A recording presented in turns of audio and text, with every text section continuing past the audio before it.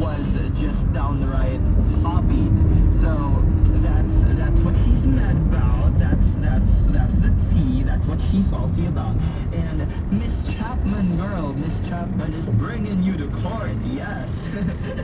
So Nicki Minaj actually referenced Chapman in a tweet before, and this is not the first time she was mentioned.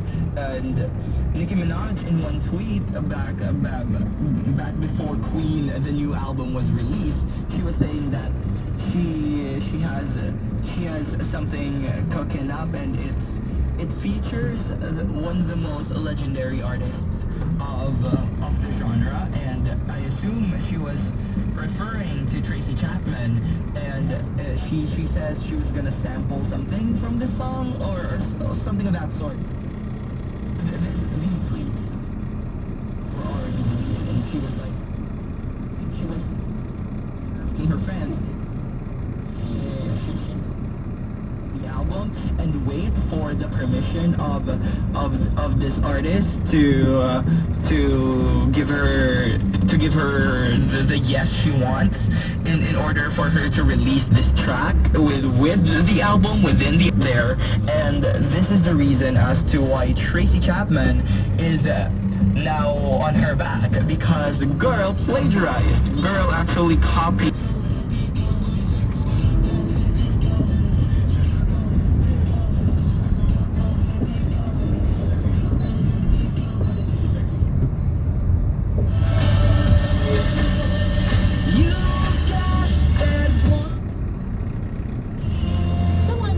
Number for Jollibee delivery. Don't forget to press the hashtag T on your phone. Mag-research, post, chat, YouTube with Glow at Home prepaid Wi-Fi. May free internet pa for K-dramas with View, games with AOV and LOL. Sana po mapayuhan niyo po ako. Salamat po. Okay.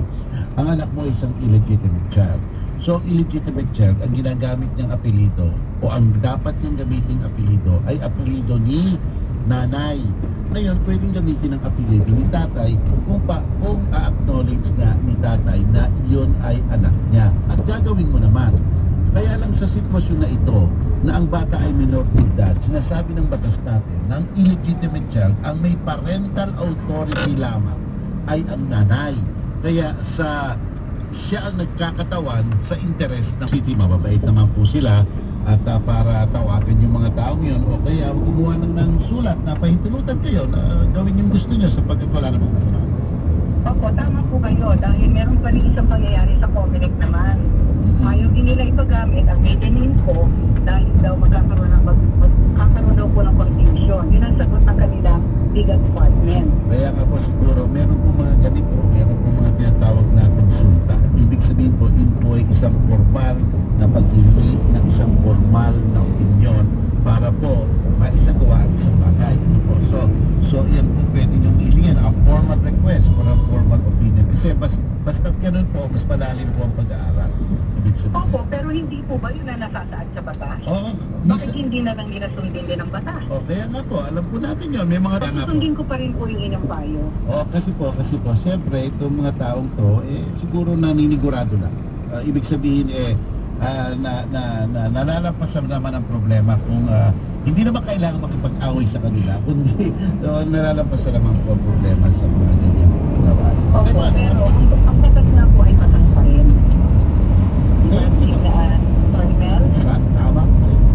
Opo, so sa lahat po kasi ng mga ginagawa ko ay lagi po sinusunod ang batas. Totoo nga po kayo na mayroong mga tao hindi marunong umintin ng batas. Pero just the same, I'm going to follow you guys. So there's no harm in doing that. So I will take a formal request from the from the legal My gusto goodness, mismo I po have to nila. travel all the way from Laguna to Intramuros. Well, anyway po, basta gawin nyo na lang po sa tingin nyo ang dapat nyo gawin sa, kumbaga dyan sa Comelec branch na yan. Okay po? Opo. Okay, maraming salamat po. Salamat po. Alright. Alam niyo po kasi, ako bilang abogado, ang paglulutas ng problema po, meron talaga mga taong nangyayari lang, pero alam naman po natin mali, pero hindi agad natin sila dapat sisunod. Sapagkat nga po, in good faith naman sila. Kaya alam niyo naman, mga tao lang yan, siyempre, minsan kahit na napakalino ng batas, may alam pa, diba po, kaya malulutas naman po yan, gagawin lang gawin, dapat gawin, malulutas. Alright, okay, let's go po. Tuloy na po tayo sa sasagot ng iba niyo pang mga tanong. Attorney Mel, pwede ba ako magreklamo na tinatrabahuhan ko na maliit ang sahod at wala pang benefits? 143 lang ang bawat araw. 143? Hindi mo pwede. Teka, tignan po natin kung ano kayo. 12 araw ang trabaho at stay in po kami, attorney. Magkano po dapat ang sahod ng sa stay in, attorney? At isa pa po, isang taon na hinihintay namin bago sila magtaas ng sahod. Okay. Teka ha, may iba-iba pong klase ng trabaho. Regular. Yan po, sigurado na dapat lahat ng mga inuutos ng batas dapat susundin na nagpapatrabaho. 13-month pay, minimum wage, service incentive leave, if like differential, dapat. Meron po mga nagtatrabaho ng mga tao na independent. Ano po? Yan po isang, hindi po sila regular. Kaya po hindi po sila konektado bilang isang rank and file na lahat ng nasa labor code ay pwedeng mapapunta sa kanya. Halimbawa po, kamukha po isang awan lang, di ba po? Pero wag po natin lalat, importante rin po yung trabaho. So napaka iba't iba po ang mga klase na nagtatrabaho na maaaring pumasok sa labor code at maaaring labas. Ngayon po sinabi nyo na doon pa kayo pinapastay in. Teka muna, pinapastay in.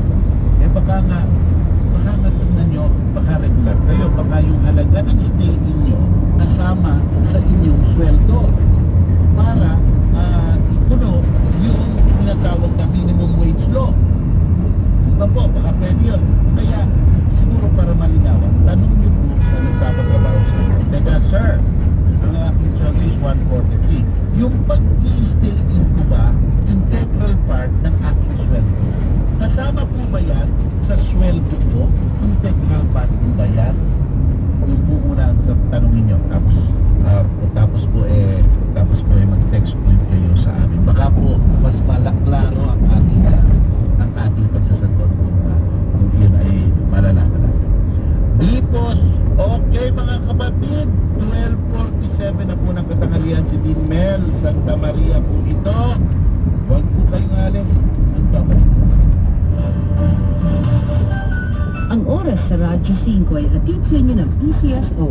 Bawat taya para sa kawang gawa. Our fourth-digit winning combination for tonight is 1. As of the last draw, ang naitong first prize pool ay umabot na po sa mahigit 2.4 million pesos. Paboritong 4 o 6 na numero from 0 to 9. Tatapatan ng PCSO ng cash prizes sa halagang 10 piso. Exciting talaga maglaro dahil exciting ang pagpremyo sa mga digit games ng PCSO. Ang STL nasa probinsya na. Kahit dito sa Metro Manila, nakakapaglaro na rin tayo ng STL game. 3 times a day maaaring manalo. Bili na ng mga tickets sa inyong favorite STL sales representative para makasali at manalo. Kasim o kasintahan, boss sa trabaho o boss ng puso mo, relasyon. Sa Radyo 5, 92.3 News FM at Aksyon TV. Okay mga kapatid, tuloy po sa tayo sa pagsasagot sa tanong. Ito po, isa pang tanong. Di po sumipot ang nagreklamo sa piskal. Di po sumipot ang inireklamo sa piskal. Okay, so yung nireklamo nyo hindi sumipot. Sabi, desisyonan na daw po. May nagsabi naman warrant of arrest daw po yun.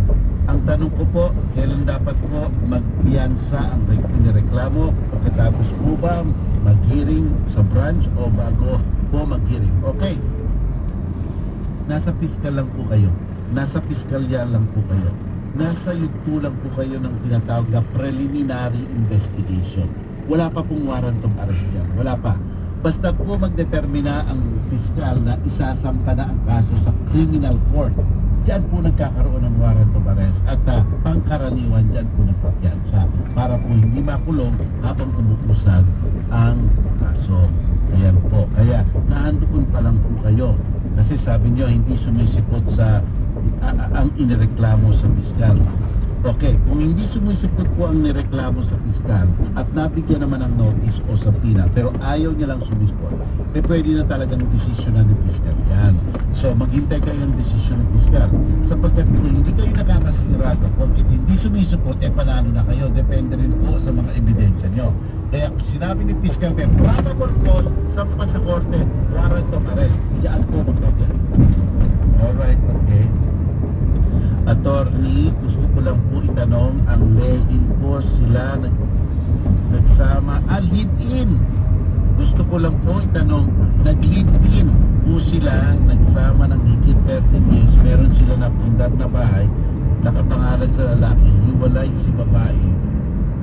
May karapatan po ba ang babae kapag nagbenta ang bahay? Hiwalay sa babae.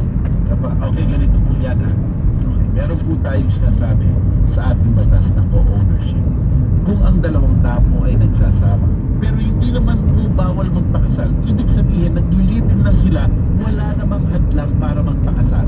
It's just that ayaw lang nilang magpakasal. Wala, at nag-live-in sila. Wala po silang conjugal property, wala po silang absolute community, pero sabi ng batas, meron silang tinatawag na special co-ownership. Ano po ibig sabihin niyan? Lahat po ng napupundar nila sa loob ng kanilang pagsasama during their cohabitation ay kapwa may-ari nila kung ito po'y nagmula sa kanilang joint efforts. Okay. Isa-isahin po natin. Ang salary ng bawat isa, yan po ay hatiin sa gitna. Yan po ay co-own. Yan po ay pinundar. Yung salary nila ay tinuturing na pinundar habang sila ay nagsasama. Yun. Okay, kung isa naman po ay nagpupundar ng isang bagay at yung isa ay nangangasiwa ng kanilang kabuhayan o tahanan, yung pangangasiwa po ay enough na para ituring na joint effort na magbibigay ng tinatawag na co-ownership. Kaya po itong pinakamalan. Kahit na po nakapangalan sa isa pong lalaki lang, sa isang kalibin lang, ang ari-arian na iyan, basta po napatunayan nyo po nang galing yan sa salary niya at napatunayan nyo rin po na kayo ay nangangasiwa ng bahay, nagkakaroon na po ng co-ownership na dahilan para kung maghiwalay kayo, may interest kayo doon, half interest ng mga napundar habang kayo ay nagsasama. Malinaw po, yan po ang Article 147 ng Civil ng Family Code. Ayan. Okay? Tanong yan. Attorney, humingi po kami ng sales report sa cashier para po malaman namin yung actual sales at service charge. Okay. Para po alam namin ang sharing ng 85% ng pagkahatian namin at 15% ng kumpanya. Okay, kasi alam niyo po nakalagay sa labor code. Ang mga service charge po talagang nililigay sa isang pondo at pinaghahatian po ng nagpapatrabaho at nagtatrabaho. 85%, 15%. Sa pag-request po namin itong sales report, nabalitaan po ng owner na may copy sa amin. Nais po ng owner kasuhan ang nagbigay. Posible po bang sampahan ng kaso yung nag-issue ng sales report? May threat din po na sa amin na kapag nag-apply na po kami ng work sa ibang kumpanya, mababanggit daw ng owner na lumapit kami sa DOLE para daw siraan kami na mapapasukan kaming kumpanya na kami tumulog sa DOLE. Ngayon po lamang inaharas po kami po pagkakabanggit ng owner sa iyo. Okay, so okay, tama naman po. Ganito po ha, linawin natin. Talaga po may karapatan kayo sa service charge na nakukuha doon sa, let's say, sa isang restaurant, yung mga tip. Okay po, yun po ay iniipon. O kaya po doon sa resibo nyo sa restaurant, di ba po may portion doon nakalagay service charge. Yan pong service charge, hindi po yan pumupunta lahat sa nagpapatrabaho, hindi po hinahati po yan sa nagpapatrabaho at nagtatrabaho 5%, kung hindi ako nagkakamali. Ngayon po, so ang punto nyo po, dapat malaman nyo yung anong yon, yung malaman nyo yon, kaya humihingi po kayo ng sales invoice pero hindi kayo binigyan.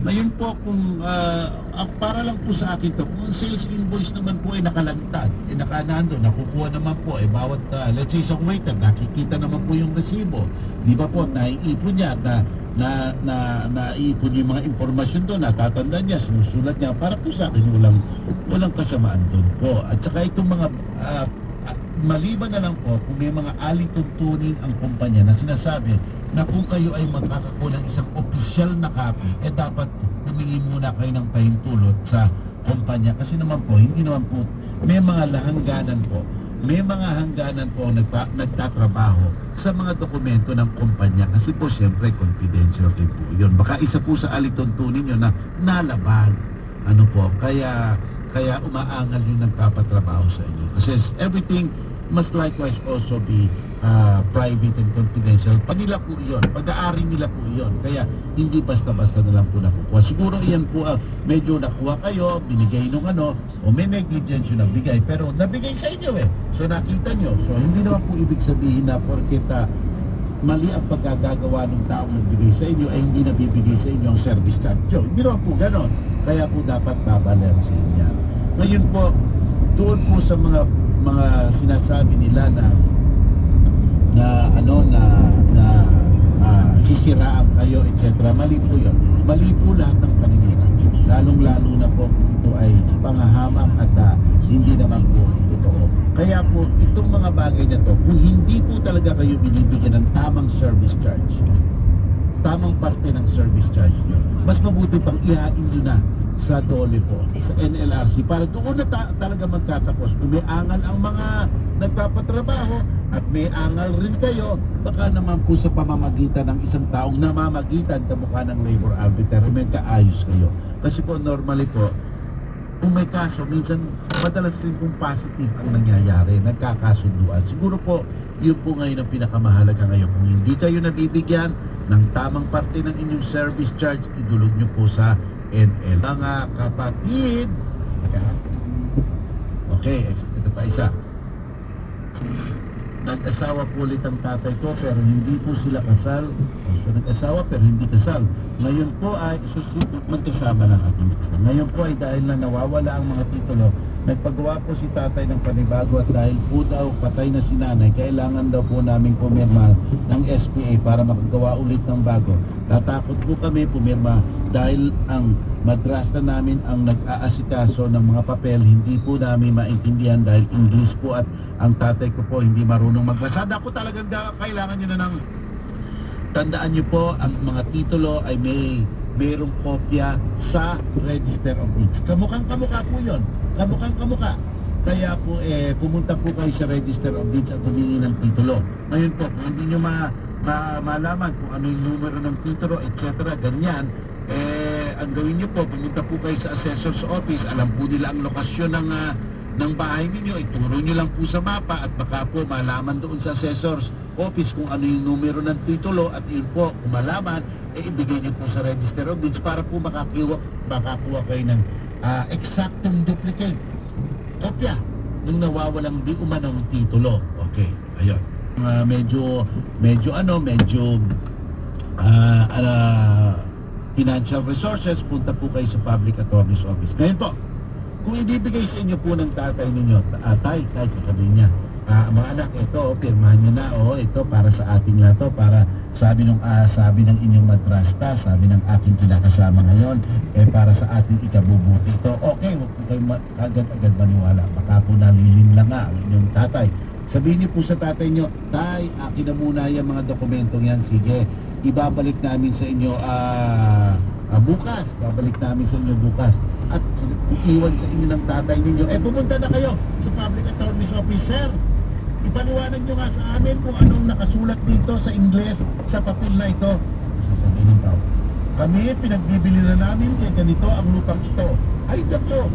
Ay pala, dinodonate na namin ang kalupang ito kaya ganyan. Yun. Kaya dapat nyo malaman ang nilalaman niyan.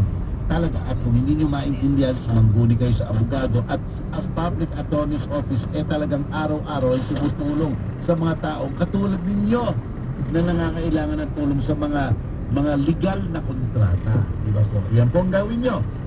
Huwag nyo pakinabangan ninyo ang binabayad ng cake. Alright.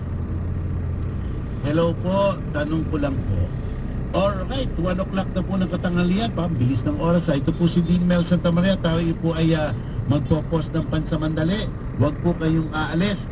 Pag-ahi sa inyong paligid. Sa Rescue 5, ang kaligtasan at kapakanan mo. Aaksyonan. Ora mismo. Ang oras, 1 o'clock. Ang oras sa Radyo 5 ay hatid sa inyo ng PCSO. Nilinaw din ni Gaya na private company ang FB at hindi maaaring kontrolin ng gobyerno. Nakigagamit lamang ayon kay Gaya ang publiko kaya dapat sumunod ang mga ito sa standard. Sa kaunay na balita, independent network ng Facebook ang hindi maaaring pakialaman ng Department of Information and Communication Technology o DICT. Sinabi sa Radyo 5 ni DICT Undersecretary Eliseo Rio na bahagi ng standard ng Facebook na i-review at alisin ang accounts na lumalabag sa kanilang regulatory standard. Paliwanag ni Rio, dapat sumunod sa standard ang mga gustong gumamit sa sistema ng Facebook. Pumapasok lamang ang DICT kung nagkakaroon ng private data breach. Maaari ayon kay Rio na umapila ang mga natanggalan ng account kung sa akala nila ay wala silang nilabag na standard. Ito ay sa pamamagitan ng pagpapadala ng liham sa DICT at sila na ang makikipag-ugnayan sa pamunuan ng Facebook. Philippines Standard Time, 1:03 ng hapon. At yan ang mga balita mula sa Radyo 5. Archie Zapanta, saan man, kailanman, kapatid, higit sa balita. Aksyon! Aksyon! Aksyon! Aksyon! News Update! Vroom! Vroom! Ang mga mata at tenga ng Radyo 5 nag-uulat tungkol sa daloy ng trapiko. Ang Radyo 5 Taxi Squad. Traffic Report. Ayon kay Taxi Squad member Ariel Sevilla, mabilis hanggang papabagal ang takbo ng mga motoristang bumabaybay sa sangandaan na patungong Novaliches Bayan via Quirino Highway sa Entrepreneur at farm resort owner. Mahilig akong umimbento ng mga lutong pagkain para sa aking mahal na pamilya. Pero nang tamaan ako ng pagod, nahirapan akong gumalaw. MX3 Plus was introduced by a churchmate na sinabayan ko ng proper diet and healthy lifestyle. MX3 Plus made my life so happy. I can raise my hands to God in worship. Thanks, MX3. Ikaw, mag-MX3 ka na ba? Mag-MX3 na para MX-Ordinary. Mahalagang pala ang MX3 Plus ay hindi gamot, hindi dapat gamitin panggamot sa anumang uri ng sakit. Kasin o kasintahan, boss sa trabaho o boss ng puso mo, relasyon. Sa Radyo 5, 92.3, News FM at Aksyon TV. Nagbabalik po tayo dito sa Ako po ang lahat. Tayo po muna ay pumunta dito sa inyong mga Facebook message po sa amin. Baka po may gusto magpabati sa inyo at bumati. Kaya po yung mga bumabati po ay atin munang i-acknowledge. Ano po? Si RJ Espinosa, good afternoon Sir Mel, watching FB Live at nakikinig dito sa 101.9 Radyo 5 from Davao. Okay. Hello, magandang tanghali po, Attorney Mel and Ma'am Gladys. We love you too here at Relasyon. Sana hindi ka magsawa sa amin, sa kapapanood nyo sa amin. Lucky Fonseca Morales, hello po, watching from layo nito, Kingdom of Saudi Arabia, Riyadh. Good noon po. Good noon sa amin. Pero palagay ko sa Riyadh siguro mga 6-7 hours ahead of time kami, no? Good PM. Francie Pimentel, sir, good noon. I always listening your show while painting. Francie, painting. Ano kaya pinipaint mo? Siguro magaganda yan. Ano ba obra maestra mo? Francie, ano ba ang obra maestra mo? Okay, punta lang po tayo dito sa mga nag-greet sa atin. Jean Calibrito, Jean Cabrito.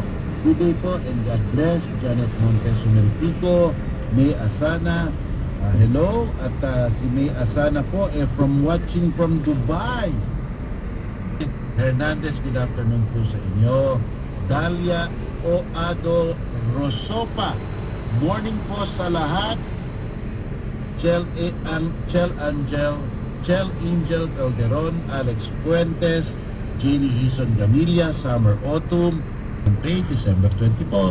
Pero may kaayos na pwedeng gawin ng korporasyon, pwedeng sa kung papaano nila ibibigay yon. Pero sa last day po, sa pagkakaalam ko, ang muling last day ng pagbibigay ng 13-month pay ay December 24. Okay, good afternoon, Attorney Mel. May namanang lupa ang papa ko sa lola ko. Ask ko lang po, pwede bang gamitin ang declaration of title para magawa ng titulo ang lupa ng lola ko? Pero may trabaho, di ba po?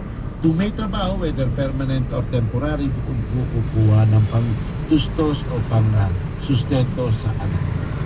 Ito po isa, sinasabi po ng batas natin na ang sustento ay kukunin sa resources ng magsusustento, hindi lamang po sa sweldo.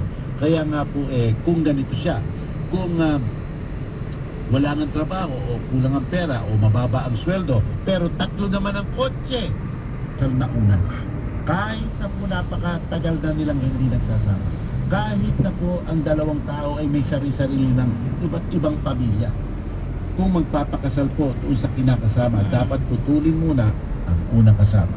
1:70 na po ng katanghalian. Ako po si Dean Mel Santa Maria. Magbabalik po ako. Sandali lang po. Ang oras sa Radyo 5 ay hatid sa inyo ng PCSO.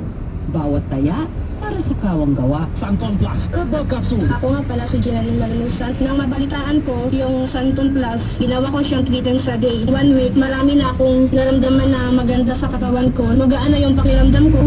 Relax ako. Mag Santon Plus Herbal Capsule na mabibili sa mga butika. Santon Plus Herbal Capsule. Tanggal ang mga sakit. Kalusugan ay manunumbalik. Mabibili sa maliliit na butika nationwide. Para sa karagdagang impormasyon, tumawag sa 0947-614-9971. Panoorin at suportahan ng Gilas Pilipinas sa darating na Window 5 ng FIBA World Cup Asian Qualifiers sa November. Piso ng cash prizes sa halagang 10 piso. Exciting talaga maglaro dahil exciting ang papremyo sa mga digit games ng PCSO. Ang STL nasa probinsya na. Kahit dito sa Metro Manila, nakakapaglaro na rin tayo ng STL game. 3 times a day maaring manalo. Bili na ng mga tickets. Ng puso mo, relasyon. Sa Radyo 5, 92.3, News FM at Aksyon TV. Nagbabalik po tayo mga kapatid dito sa inyong programang Relasyon at pwede po kayo makibahagi sa amin doon sa Facebook. Mag-message lang po kayo at pati na rin po kung gusto nyo tumawag 633-0072. Yan po ang aming komunikasyon. Para ano po ang inyong katanungan? Tungkol po sa lupa po. Sige po, ano po ang tanong? Alam nyo, Mang Edwin, hinaan nyo po o patayin nyo ang TV nyo o radyo nyo po sapagkat nga po nagkakaantala po tayo. Nagkakaroon po tayo ng gap, hindi nagkakalituhan tayo. Sige po, magpipidback ko pala. Sige po, ano po ang tanong ninyo? Tungkol po sa lupa po. O ano po yan? Pagpaprocess po. Kasi po, yung lupa natin po sa Baler Aurora po, gusto namin i-transfer sa pangalan ng isang kapatid ko po. Ito Kasi po ay pangalan pa ko sa mother ko, patay na po. So ito po ay mga mana ninyo. Opo. Mga mana ninyo. Okay, Oo. tapos po, yun na po ang tanong nyo. So, ito po, ganito po yan. Sapagkat po yan ay inyong mana, ilan po kayo magkakapatid? Bali, ano na lang po, 6 na lang po. So, 6 kayo mga magkakapatid Opo. at buhay pa po ba ang tatay ninyo? Patay na rin po. Patay na. So, ito ay isang conjugal property, ano po? Opo. Pero anyway, patay na yung dalawa, di ba po? Opo. Tapos, 6 kayong buhay na magkakapatid. Bakit meron po ba kayong mga kapatid na namatay?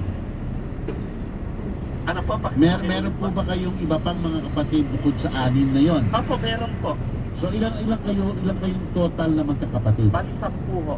10 kayo mga magkakapatid, pero 6 na dapat kasama pa nga po Pero itinuturing ko lang kung lahat kayo legitimate. Lahat po ng mga anak, pantay-pantay ang kanilang makukuha. So, ibig sabihin po, kung 10 kayo, wanted po kayo. O, lahat po kayo dapat mabigyan. Lahat kayong 10 kayo, unconditionally dapat mabigyan kayo doon sa mga naiwang lupa. Diba po? Ngayon po, para po malipat iyon, sapagkat mana iyon, gagawa po ngayon. Kung merong isang gustong magbigay sa isang kapatid, okay? Doon sa parehong dokumento, it will be an extrajudicial settlement with waiver. Kaya may kadugtong yon na nagsasabi, halimbawa si kapatid na aking ibinibigay at hindi ko na aking yung aking parte ay sa aking kapatid na lang i-waive ko na. So yon, tuloy-tuloy yon. Mahaba yung dokumento yon. So nagkakaroon ng extrajudicial settlement with waiver.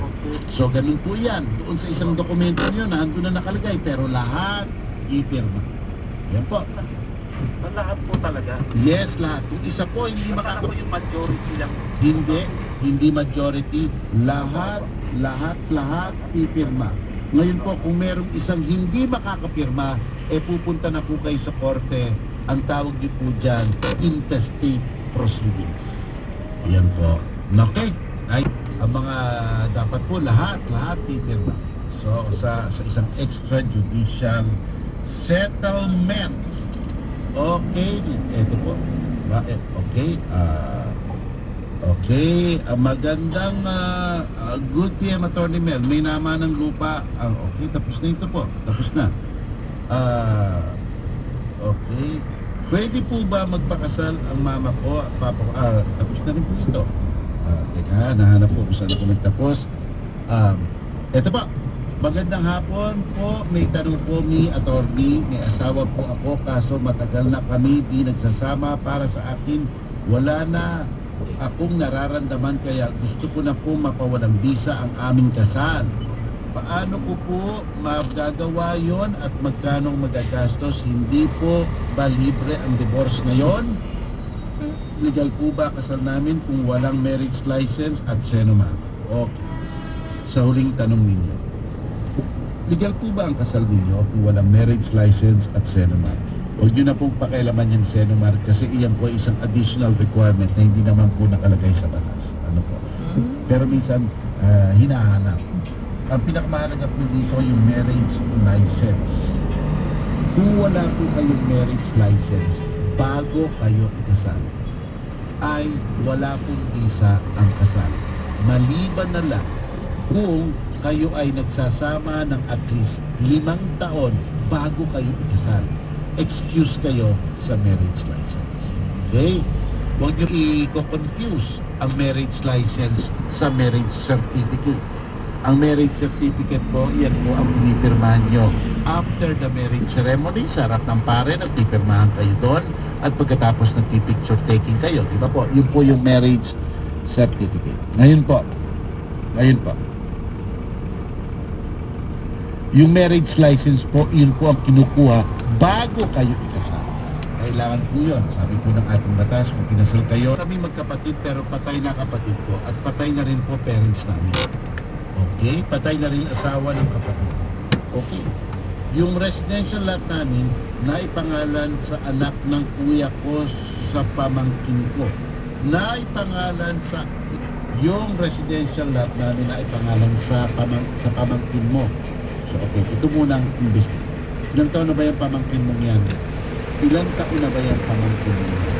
Ito ang importante sa lahat.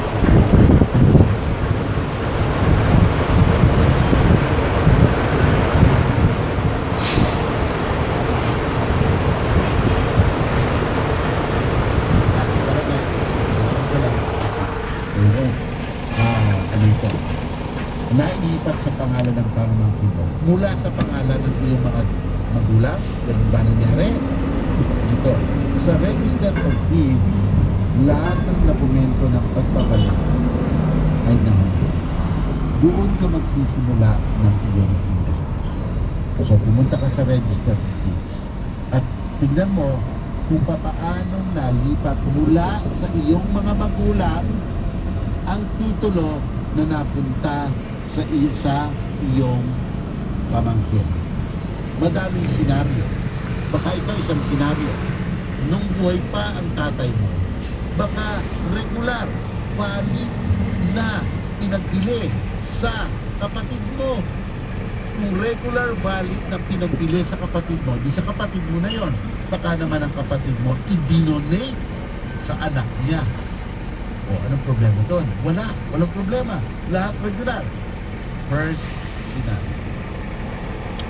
Second scenario, baka dinonate sa kapatid mo at dinonate sa anak niya. Regular scenario rin. Valid po lahat mga yan. Pero kung ang nangyari nag-hocus-pocus, lahat ng mga dokumento ng pagpapalipat sa kapatid mo peke. May nag-forgery dyan. O kaya may nag-falsify dyan at hindi totoo na nilipat sa kapatid mo para lang makalipat ang kapatid mo sa pamangkin mo. Siyempre naman, pwedeng question. Kasi ang mga pangyayari ay hindi totoo. Ngayon naman, ito pa isang senaryo. Kung let's say, nasa pangalan ng iyong mga magulang, tapos namatay sila. Tapos dun sa dokumentong nakita mo sa Register of Deeds, kaya nailipat sa kapatid mo, kasi gumawa silang tinatawag na Affidavit of Self-Adjudic Santa Maria po ang inyong lingkod. Balik sa inyo.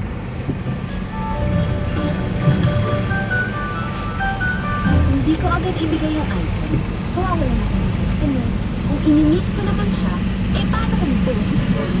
Kung ipapadala ko naman, paano kung hindi ako babayaran? Dami concerns.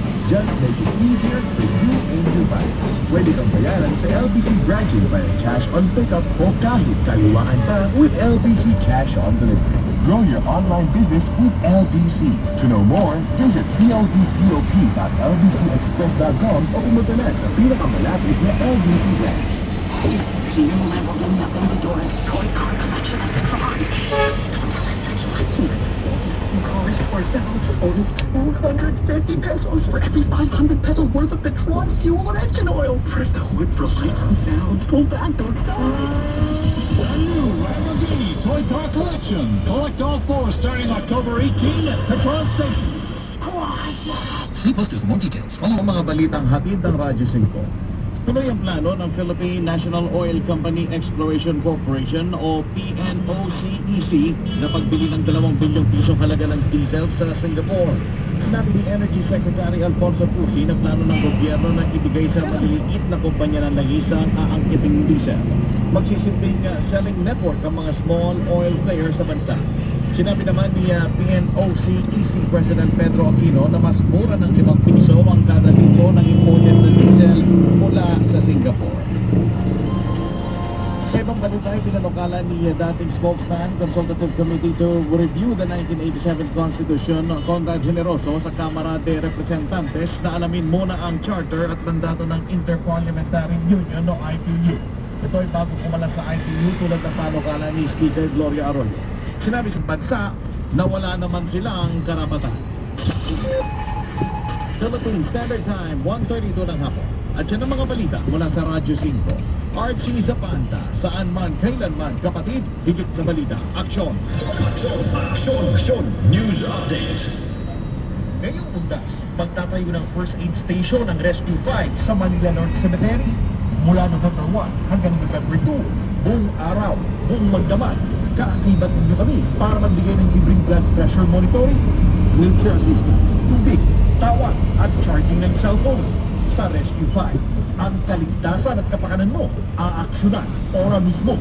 At Rescue 5 aksyon sa undas ay hatid sa inyo ng Maynila, One Miracle Foundation, Smart Communications, News 5 at Radyo 5. Kasin o kasintahan, boss sa trabaho o boss ng puso mo, relasyon. Sa Radyo 5, 92.3 News FM at Aksyon TV. Mga kaibigan, nagbabalik po ang inyong lingkod, si Mel Santa Maria dito sa inyong programang Relasyon. Gusto ko lang po pinabati ko ang aking nanay, si Mami Flor, at nakikinig po siya sa ngayon. Karati niya po akong pinupula, kung ako'y nakangalumbaba, pinapatanggal niya. So, I love you, Mami. So, yan po ang aking president ng Mel Santa Maria Fans Club. President, former Ambassador Mili Santa Maria Camacheque. Siya po ay nakikinig rin At aking pong binabati ang mga kukuha po ng bar examination sa next week na po, sa linggo, November 4. At kayo po ay sana po good luck sa inyo. Sana po matagumpay ang inyong pagsusulit at makarapos kayo para po sa gandang Mayo next year. Kayo po ay susulpa na bilang mga bagong abogado. At sa akin po mahal na mga FEU Institute of Law na mga nagtapos, graduate, sa aking mga Juris Doctor graduate, sa Juris Doctor MBA graduate, sa Bachelor of Laws graduate na kukuha po sa November 2018 sa isang buwan, sa November 4 ng taon ito. Tandaan niyo po ay nagdadasal po namin kayo, nagdadasal namin kayo lahat. Sana kayo matapos na matagumpay yung pagsusulit. At kasama na rin po dyan ang buong mga law students ng Pilipinas. Sana lahat kayo pumasa. Lahat kayo pumasa dito sa mahalagang pagsusulit na ito. Inaanyaya ko po ang mga FEU barristers namin sa October 29 sa Lunes ang ating send-off. Nagkaroon po tayo ng visa, nagkaroon tayo ng consul lecture, nagkaroon po tayo ng dinner para po sa inyo, para sa inyo lahat, magkita-kita tayo at para po magsima tayo, manalangin tayo sa Panginoon para po sa buwan ng pagsusulit kayo ay pinayaan ng mahal na diwa, Holy Spirit, para nangapit natin mga Muslim. Sana po si Allah ay talagang sumainyo para na nga po kayo ay naging matutumpay din sa inyong pagsusulit. Malapit na examen. Alam niyo po, sinabi nila ang examen daw ng pag-abogado ay isa sa pinakamahirap na pagsusulit for licensure. Sabi po nagdadun po ako 1982 ay ano na pala ako na pala kami ito 1982 ang aming pagsusulit doon nung araw kung pagsusulit namin wala kami air condition, di ba po sa MLQU, pero napakaganda naman ang po ng MLQU sa kanilang mga klase po kami nagtetest. Pero ngayon gagawin po ang pagsusulit sa UST at mga air condition doon. Kaya good luck sa inyong lahat this coming November 2018. Alright, okay. At pati na rin po sa lahat ng kuha ng graduate dito sa Ateneo sa mga nagturo ng lampas ng Mercury na nakuha ko. Okay, sana po naghalos tayo. Balik po tayo sa ilang mga katanungan ninyo, attorney, ask lang po ano dapat pag kapag nag-close na ang bako na pinagsanlaan namin ng lupa kahit hindi pa po foreclose. Ngayon po nalugi ang bako, nilipat po nila sa PDIC ng title ng lupa. Sana namin po siya, nilipat na ng PDIC ang title ng lupa. Bakit po? Bakit nalipat? Bakit po noon? Di ba po kasi nag-close Teka, dapat nga kita nyo ang PDIC sapagkat po sila po ang mga nangangasiwa ng mga bangkong sinasara. At tignan nyo kung ano ang nangyari. Na-foreclose na kaya na sa kanila ng pangalan. Hindi po natin alam kung anong nangyari doon sa interest bayad at yung namin pang PDIC. Anong nangyari doon? Na-foreclose ba ang PDIC ninyo? At lumampas na ba ang period of redemption? Wala po. Hindi alam. Di ba po? Kaya yan po. Para po mapintunan ang nangyari. Dali talaga. Ganito po ang ganito.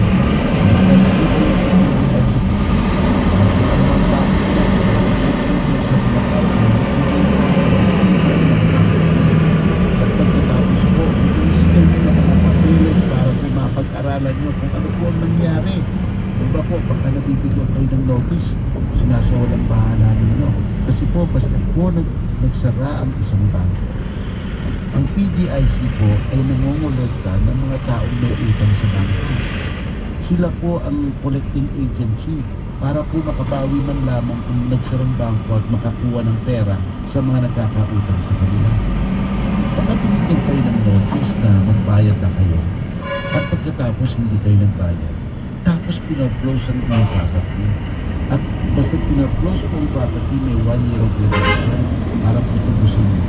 Ano magpas na rin po yun? O baka hindi naman kayo nabigyan ng notice. Baka hindi ka pwede, walang pinasapang pag-closure, walang notice, ay hindi na naibig sa kaagadan. So marami rin naman sinabi ang pwede kasi po kung regular foreclosure po at merong mga ebidensya na bigyan kayo ng notice ng foreclosure sa hindi nyo pagbabayad ng inyong utang,